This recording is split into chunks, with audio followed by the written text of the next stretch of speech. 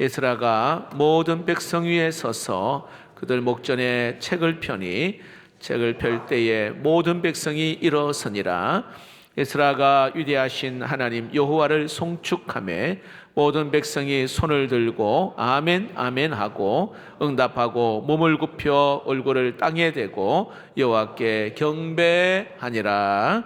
아멘. 자, 저는 오늘 말씀으로 생명의 역사가 일어나게 하옵소서라는 제목으로 함께 은혜를 나누고자 합니다. 찰스 스펄전 목사님이 쓴 책 가운데 내 주께 굴복하라 라는 이 책에 이런 내용이 나와 있어요. 오늘 새해니까 말씀을 듣지만 열매를 맺지 못하는 10가지 유형을 이 책에서 소개하고 있습니다. 말씀을 들으러 이 자리에 왔는데 열매를 맺지 못하는 유형입니다. 첫 번째는 길가와 같은 그런 청중이 있습니다. 이런 말씀을 듣기는 하지만 그 말씀이 이렇게 흡수되지 아니하고 말 그대로 금세 잊어버리는 경우를 말하는 거예요. 두 번째, 돌짝 같은 그런 청중입니다. 돌밭에 말씀이 떨어지는 것이죠. 들을 때는 즉각적으로 기뻐하지만 특히 각종 여러 가지 어려움들을 만나게 되어지며 말씀을 뿌리내리지 못하는 그러한 경우를 말합니다. 열매가 없습니다. 세 번째로 가시떨기 속에 있는 청중이라고 말합니다. 말씀을 듣고 깨닫기도 해요. 감동도 받습니다. 그러나 때로는 세상의 염려, 재물의 어떤 유혹으로 말미암아 그 가시의 기운으로 열매를 맺지 못하는 경우, 이 세 가지는 성경에 그대로 나와 있는 내용입니다. 네 번째로 우리가 말씀을 듣지만 열매가 없는 중에 하나가 비판적인 청중입니다. 말씀을 영혼의 양식으로 듣지 않고 이게 심판자의 자세로 말씀을 듣는 거예요. 판단하는 것이죠. 열매가 없다. 다섯 번째, 타인에게 적용하는 청중이 있습니다. 말씀을 이렇게 자신의 거울 삼아 그 말씀을 드려야 되는데 남에게 비추다 보니까 정작 본인은 변화되지 못한 상황들. 여섯 번째, 졸며 듣는 청중이 있습니다. 자, 육체적으로도 졸거나 때로는 영적으로 깊은 잠에 빠진 그러한 영적으로 무감각한 사람을 말합니다. 자, 일곱 번째 읽어봅시다. 시작. 일시적인 결심만 하는 청중입니다. 말씀 들을 때는 이제부터 한번 내 작정을 한번 해보겠다, 그렇게 살아봐야 되겠다 결심을 하지만 행동의 변화가 없는, 어찌 보면 공허한 결심만 반복하는 사람, 열매가 없습니다. 여덟 번째, 지식으로만 만족하는 청중이 있습니다. 성경 지식이 늘어나는 것이 오히려 영적 성장이라고 착각을 하는 경우를 말합니다. 삶에서 살아내는 것이 없으니 열매가 없는 겁니다. 아홉 번째, 두 마음을 품은 청중입니다. 하나님도 사랑하고 그리고 똑같이 세상을 사랑하는, 그래서 적당히 타협하는 경우 열매가 없습니다. 마지막으로 거절하는 청중입니다. 복음의 진리를 분명히 들었단 말이죠. 괜찮아요. 이것이 옳다는 것도 알고 있어요. 근데 자신의 죄를 포기하기 싫어서 의도적으로 말씀을 거부하고 마음을 닫아버리는 경우를 이야기합니다. 이런 분들도 종종 봤습니다. 네, 여러분, 이렇게 10가지가 유형이 이제 말씀을 듣지만 열매가 없는, 한번 여러분 우리 자신을 이제 새해가 되어서, 아니 주일 낮 예배 52번 그리고 저녁 예배, 금요 예배 150여 번의 말씀을 듣고 새벽 예배나 주요 예배나 특별 그러한 기도회 때 말씀을 듣고 한 100여 수백 번의 말씀을 듣는데 과연 우리가 말씀을 듣고 그 말씀이 열매를 맺는 삶으로 이어질 수 있는가? 여러분, 말씀을 대하는 이 겸손한 그런 마음으로 말씀을 대할 때에 우리의 영혼의 상태가 결정됨을 알 수가 있습니다. 무엇보다도 여러분, 정말 축복하고 싶은 것은 말씀이 여러분의 심령에서 살아 역사하는 말씀, 하나님이 기뻐하는 삶으로 변화되는 은혜가 있기를 주의 이름으로 축복합니다. 자, 오늘 이 본문의 말씀에 보니까요, 말씀을 굉장히 사모하는 사람들이 오늘 여기에 수문앞 광장이라는 곳에 모여 있는 장면이 오늘 본문의 내용입니다. 자, 이들이요, 그렇게 바랬던 성벽 재건을 52일 만에 기적적으로 이제 마쳤습니다.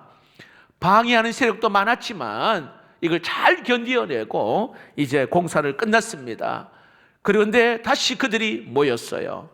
1절 말씀을 한번, 8장 1절 말씀입니다. 한번 읽어볼까요? 시작. 이스라엘 자손이 자기들의 성읍에 거주하였더니 7째 달에 이르러 모든 백성이 일제히 수문 앞 광장에 모여 학사 에스라에게 여호와께서 이스라엘에게 명령하신 모세 율법책을 가져오기를 청하며, 여기 보니까 7째 달이라고 나와 있죠. 유대인에게 있어서 7월은 굉장히 의미 있는 달이에요.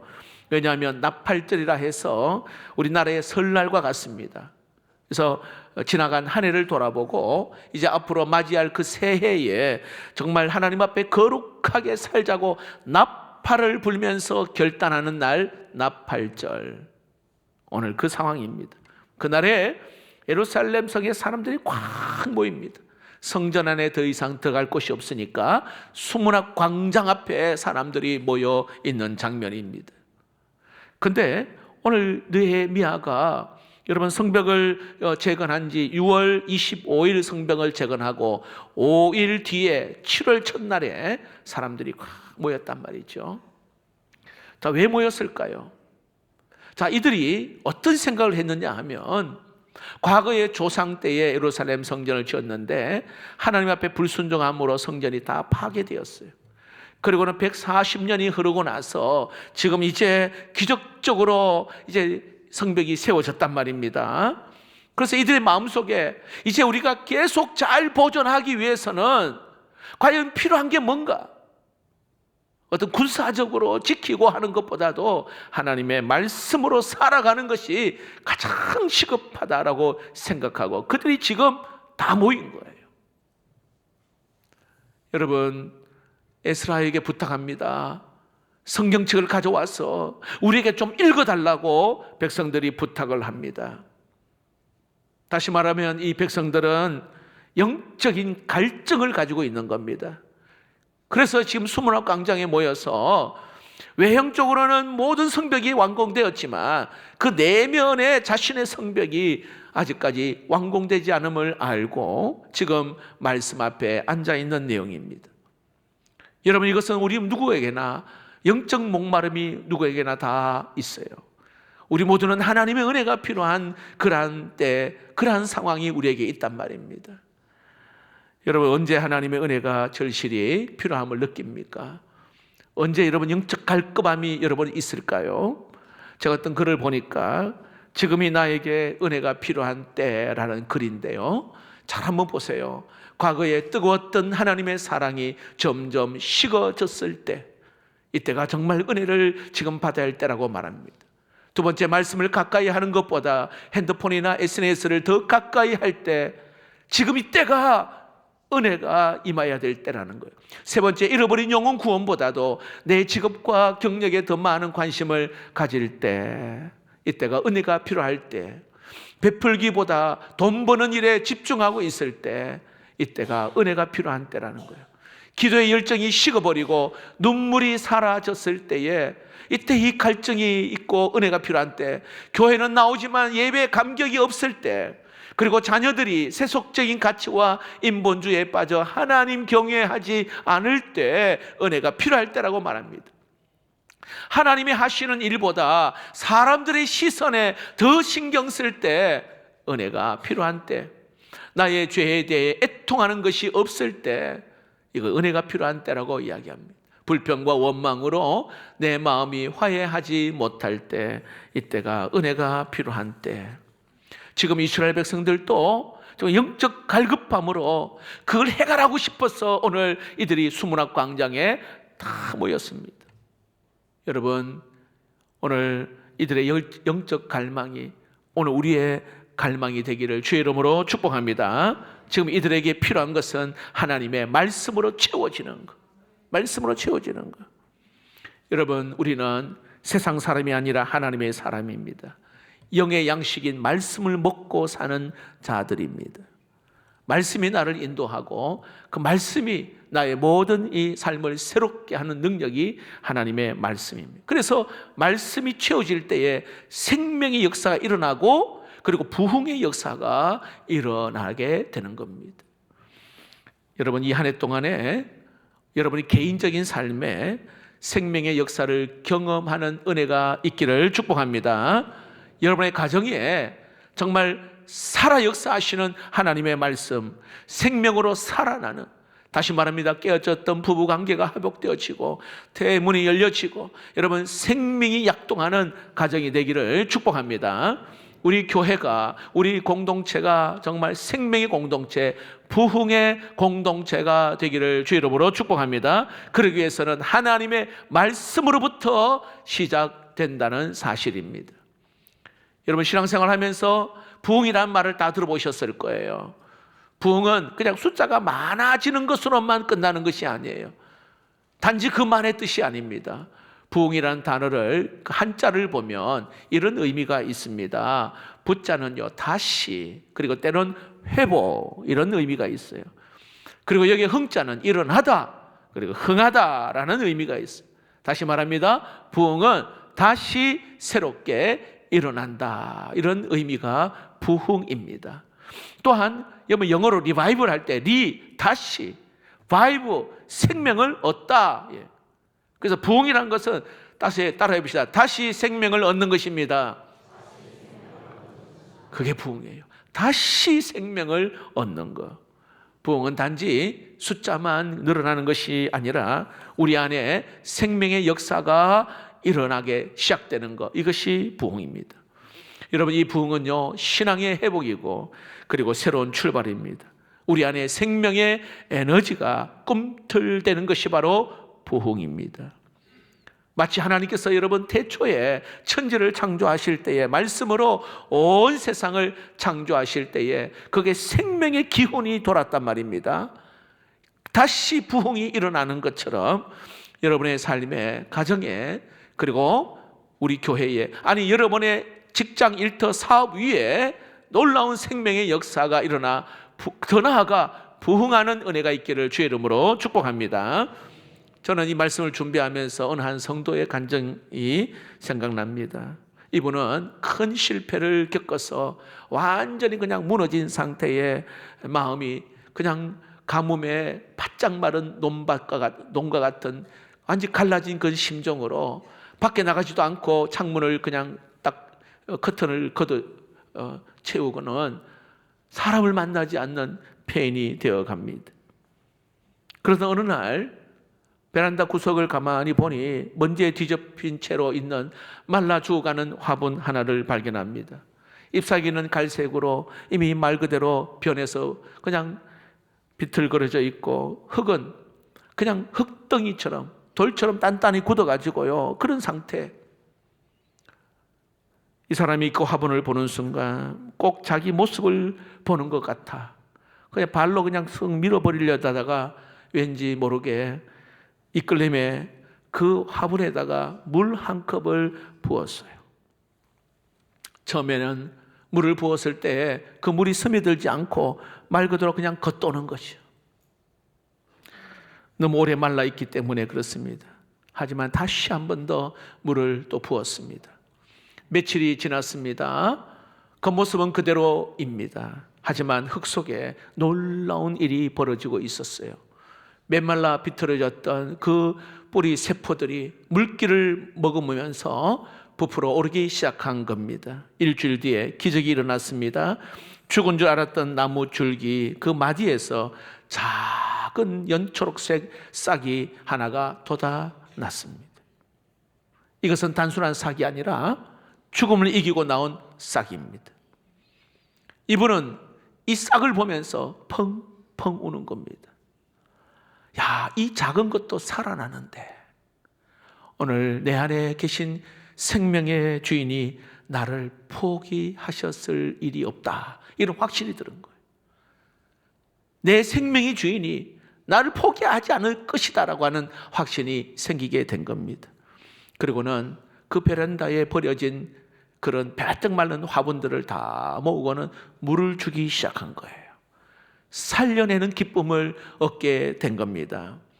식물이 살아나듯이 자기의 어떤 생활 패턴도 하나씩 달라지기 시작했어요.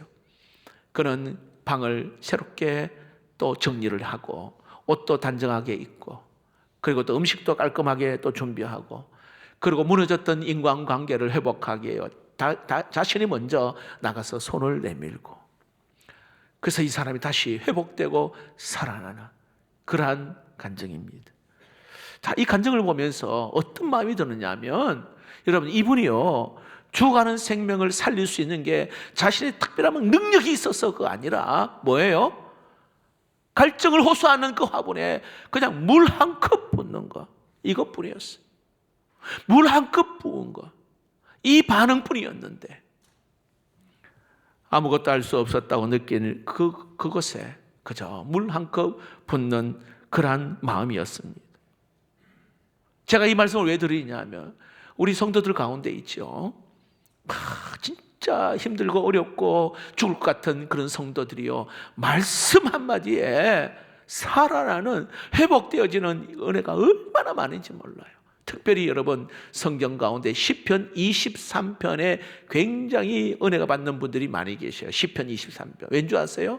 그거 보니까요 사망의 음침한 골짜기를 다닐지라도 그러니까 내 상황이 지금 사망의 음침한 골짜기 앞에 놓여 있는 그런 형편인데 여러분 그게 성경이 뭐라고 그래요? 말씀합니까? 따라해 봅시다. 주께서 나와 함께 하시니라.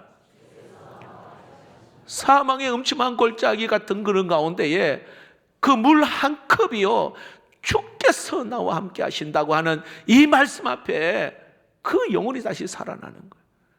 특별히 또 어느 성경이 많이 있냐면요 이사야 41장 10절 말씀 이 구절을요 굉장히 성도들이 힘들고 어려울 때 은혜를 많이 받아요. 두려워하지 말라 내가 너와 함께 함이니라.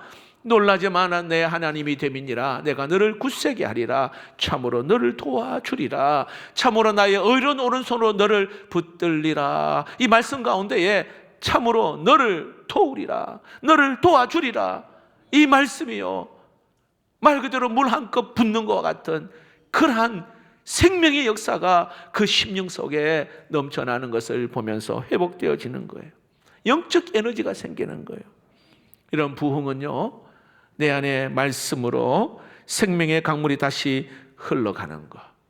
그래서 여러분 정말 부탁하고 싶은 것은 2026년 한 해 동안 그전에 날 다 잘하고 계셨지만 말씀 앞으로 달려오는 시간 되기를 축복합니다. 그래서 말씀의 자리 때로는 암송하시고 때로는 말씀을 또 공부하시고 때로는 큐티라 그러죠. 묵상도 하시고 성경을 공동체 성경을 읽으시고 나도 모르게 그 물 한 컵을 붓는 것 같은 그 말씀 한마디가 나를 살리고 회복시키는 은혜가 있을 줄로 믿습니다. 성경은요 이 빛이라 그렇게 하나님은 말씀은 빛이라는 말씀이 성경에 많이 기록되어 있습니다. 어두운 가운데에 여러분 빛이 들어오잖아요. 그럼 어둠은 사라져요. 자, 예를 들어 여기에 이 캄캄한 가운데 스위치 하나를 누르면 캄캄한데 빛이 들어오므로 어둠이 물러가는 거와 똑같은 하나님의 말씀이 내 안에 들어오면 내 안에 절망, 근심, 두려움, 불안 사라지게 될 줄로 믿습니다. 이걸 경험하는 거예요. 이게 말씀의 능력을 경험하는 거거든요. 아이 목사님 무슨 그런 일이 있나? 여러분 그런 일이 굉장히 많습니다. 하나님의 말씀으로 내 삶을 채워가는 겁니다. 그리고 그것으로만 끝난 게 아니라 더 나아가 놀라운 부흥의 역사로 흥황하고 부흥하고 발전하고 그리고 왕성하는 그런 역사도 일어나게 될 줄로 믿습니다. 오늘 여기 이스라엘 백성들처럼 여러분 이들은 지금 한 해 동안 하나님의 말씀으로 이게 나팔절날 뭔가 결단하고 오늘 이 자리에 말씀 자리 앞에 지금 있는 거예요. 자, 그런데 더 놀라운 것은 3절을 한번 보시면은 이런 말씀이 나와 있습니다. 수문학 광장에서 새벽부터 정오까지 남자나 여자나 알아들을 만한 모든 사람 앞에 읽음에 무백성이 그 율법책에 귀를 기울였는데, 보세요, 새벽부터 정오까지 대략 한 6시간 동안에 하나님 말씀을 들은 겁니다. 놀랍지 않습니까? 자, 그런데 더 나아가 18절에 성경은 이렇게 이야기합니다. 에스라는 첫날부터 끝날까지 날마다 하나님의 율법책을 낭독하고 무리가 며칠 동안? 1회 동안, 7일 동안 절기를 지키고 그 다음에 8째 날에 또다시 성회로 모였단 말입니다. 매일 6시간 7일 동안 에스라가 낭독을 하고 백성들은 말씀을 듣습니다. 그것도 모자라 8째 날에 오늘 그들이 다시 또 모였습니다. 여러분, 왜 이렇게까지 하는 걸까요? 자, 보십시오. 성벽은 재건되었으면 끝이잖아요. 그런데 백성들 한쪽 그 마음 구석에는 뭔가 구멍이 뻥 뚫린 것 같은 허전함이 있는 거예요. 허무함이 있는 거예요. 왜냐하면 자기의 삶 속에 말씀이 빠져 있어서 그래요. 제가 늘 말씀드리지만 저는 대형교회도 있어 봤어요. 막 좋은 차 몰고요. 그리고 사회적 지위도 있어요. 그런데 그분이요, 교회를 다니겠다고 새 가족으로 등록을 했어요. 의아해. 아니, 난 부를 것이 없는 사람인데 왜 예수 믿겠다고 왔는가? 뭐 망해서 온 것도 아니고 다 갖춰져 있어요. 그런데 그분이 하는 이야기가 대부분 공통적으로 하는 이야기가, 내가 인생을 멋지게 다 살아봤지만 내 한쪽 구석에 뭔가 허전함, 뭔가 허무함. 내가 왜 살지? 사는 목적이 뭐지? 살다가 죽으면 어떻게 되지? 답을 못 찾은 거예요. 그래서 예수님을 만나서 그 인생이 확 바뀌어서 하나님 앞에 정말 멋지게 쓰임 받는 자가 굉장히 많아요. 여러분, 우리 인생을 한번 곰곰이 생각해 보십시오. 열심히 이른 아침부터 늦은 시간까지 행복이라는 것을 쫓아서 그렇게 삽니다. 왜 살아요? 왜? 사람들은 말합니다. 이거 좀 더 좀 여유 있게 살고 여행도 하고. 그럼 어떻게 하단 말이에요? 자, 즐거워요. 기뻐요.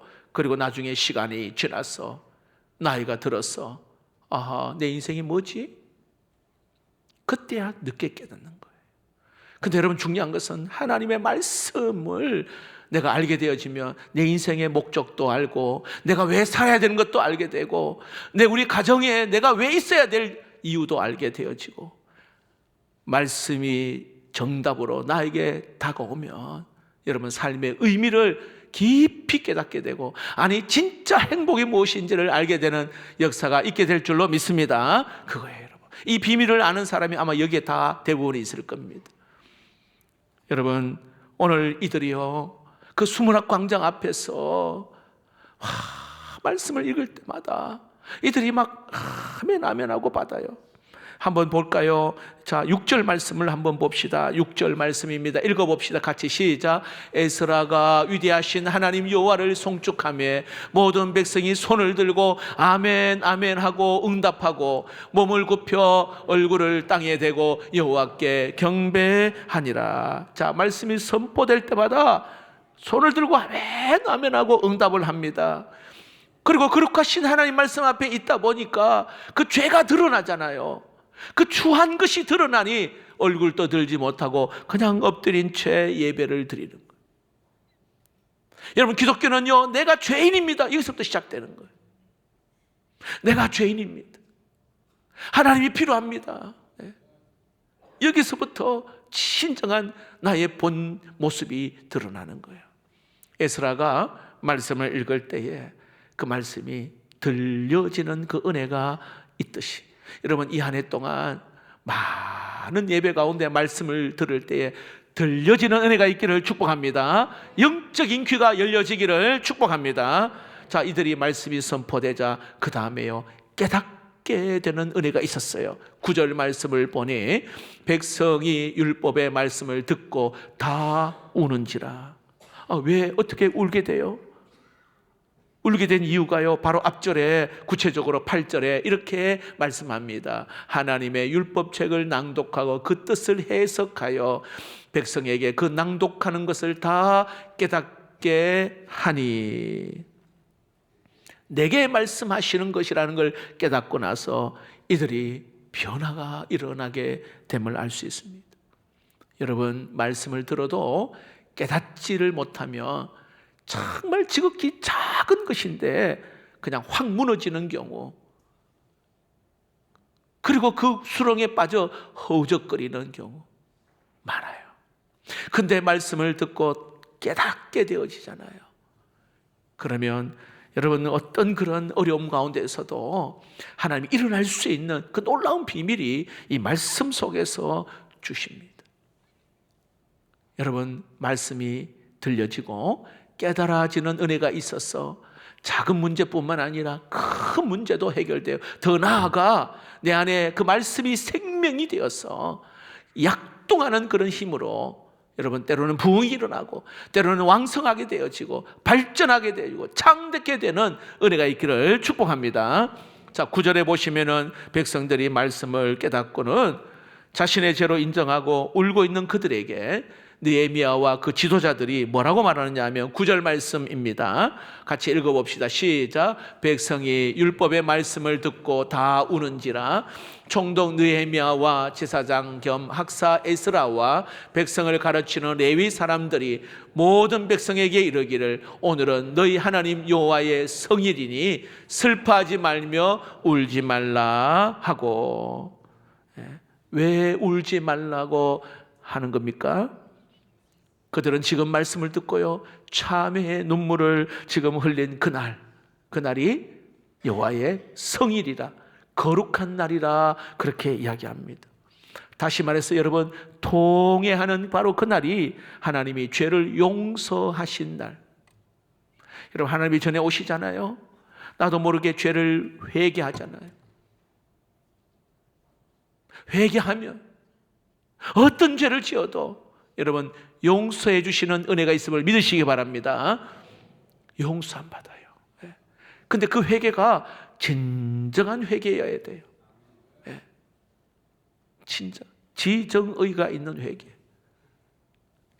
지식적으로 죄를 하나 잘못됐네요, 깨닫는 것으로만 끝나는 게 아니고 지정, 감정적으로 그 죄를 생각하니 다 애통이 나오는 거예요. 너무 슬퍼요. 하나님 앞에 내 죄를 고백하니까 정말 가슴을 치는 거예요. 지정. 그 다음에 의지적인 게 필요한 거예요. 다시는 그 죄를 짓지 말아야 돼요. 돌아서야 되는 거예요. 이게 참된 회개, 지정의가 있는 회개. 하나님이 참 기뻐하셔요. 여러분, 이 한 해 이제 살아갈 때에 생각지도 못한 것에 넘어지는 경우가 있어요. 죄의 유혹에 넘어지는.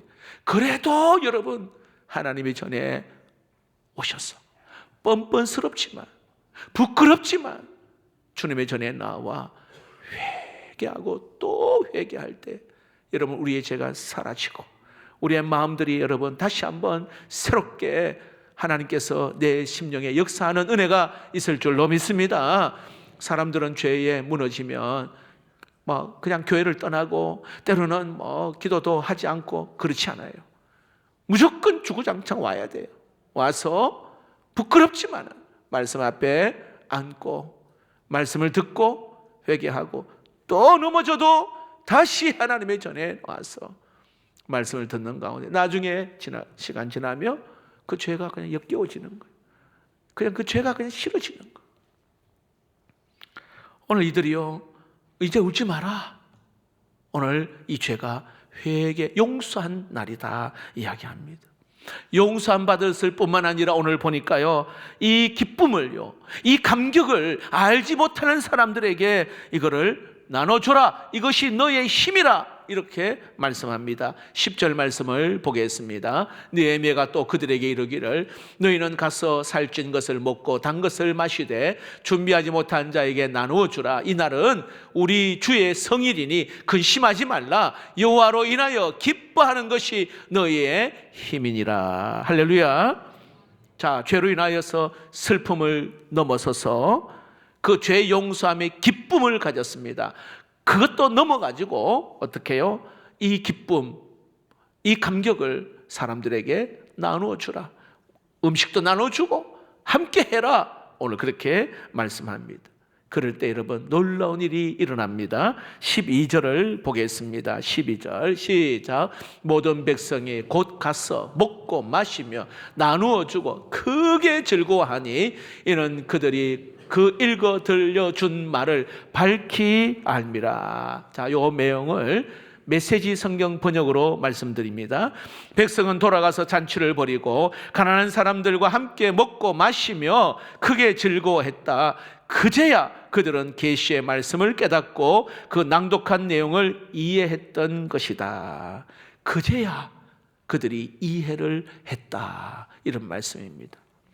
여러분, 말씀이요, 생명의 역사가, 말씀으로 생명의 역사가 여러분의 심령 속에, 또 여러분의 가정 속에 그 말씀이 스며들고 여러분의 공동체에, 여러분의 사업과 직장과 일터에 여러분 이 생명의 말씀이 들어가므로 때로는 문제도 해결되고, 때로는 죽을 것 같고, 때로는 도저히 희망이 없었던 그곳에 여러분 물 한 컵 부어서 뭔가 다시 한번 생명의 그 흐름이 이어가듯이 말씀 한마디가 여러분을 살리고 회복시키는 은혜가 있게 될 줄로 믿습니다. 오늘 느헤미야 이 시대에 영적 갈급함, 영적 목마름으로 수문학 광장에 모인 백성들처럼 우리가 하나님의 전에 나와 말씀을 듣는 가운데에 죄 용서함의 기쁨도 얻게 되어지고, 더 나아가 이것을 또 많은 사람들에게 함께 나누는 그러한 은혜의 또한 축복의 통로로 우리를 사용하시고자 하나님께서 우리에게 주신 말씀인 줄로 믿습니다. 꼭 기억하십시오. 겉은 멀쩡한데 내 속에 아직까지 미움과 다툼과 갈등과 분노와, 겉은 멀쩡한데 내 안에 아직까지 죄된 욕심, 유혹, 교만, 이런 것이 있다면 여러분 말씀이 들어와서 이것을 밀어내는 하나님의 생각이 내 안에 들어오므로 내 생각이 물러가고 다시 생명의 은혜가 역사하는 여러분 이 한 해가 되기를 주님의 이름으로 축복합니다. 말씀이 들려지고 깨달아지고 그 말씀이 또한 내가 순종할 때 열매까지 맺는 은혜가 있기를 주의 이름으로 축복합니다. 우리 찬양을 드립시다. 오늘